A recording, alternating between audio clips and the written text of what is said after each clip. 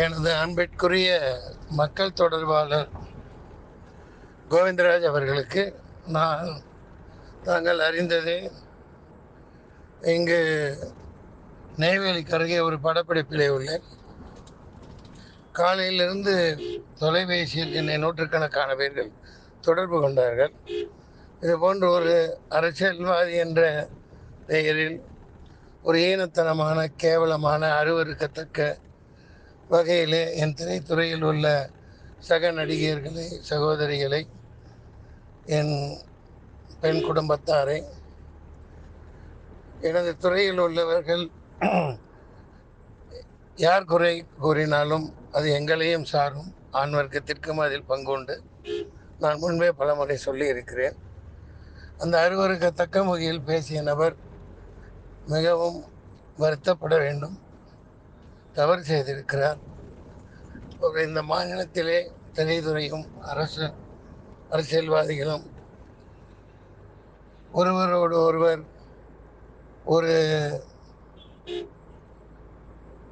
சமத்துவம் படைத்த இந்த தமிழகத்தில் மிகவும் கீழ்த்தரமாக விமர்சனம் செய்திருப்பதை நான் கேள்விப்பட்டேன். அது வன்மையாக, மிகவும் கடுமையாக கண்டிக்கப்பட வேண்டிய ஒரு செயலாக கருதுகிறேன். அதை யார் செய்திருந்தாலும் எனக்கு முகம் தெரியாது. இது போன்ற ஈனத்தனமான செயல்களில் வண்ணம் பரப்புவது அவர் ஈடுபட்டிருக்கக்கூடாது. சுயலாபம் பெறுவதற்காகவோ எதற்காக செய்தார் என்று தெரியவில்லை. ஒரு போக்கில் அப்படியெல்லாம் ஒரு சக திரை நாயகி, நடிகைகளை ஒரு கேவலமான முறையில் அப்படி பேசியிருப்பது எனக்கு மிகவும் மனதை நோகச் செய்கிறது.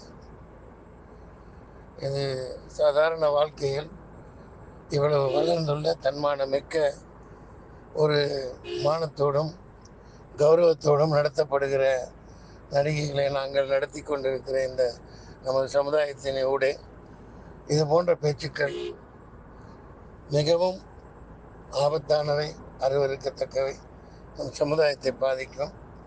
உரியவர்கள் நடவடிக்கை எடுக்குமாறு தாழ்மையுடன் கேட்டுக்கொள்கிறேன். நன்றி, வணக்கம். மன்சூர் அலிகான்.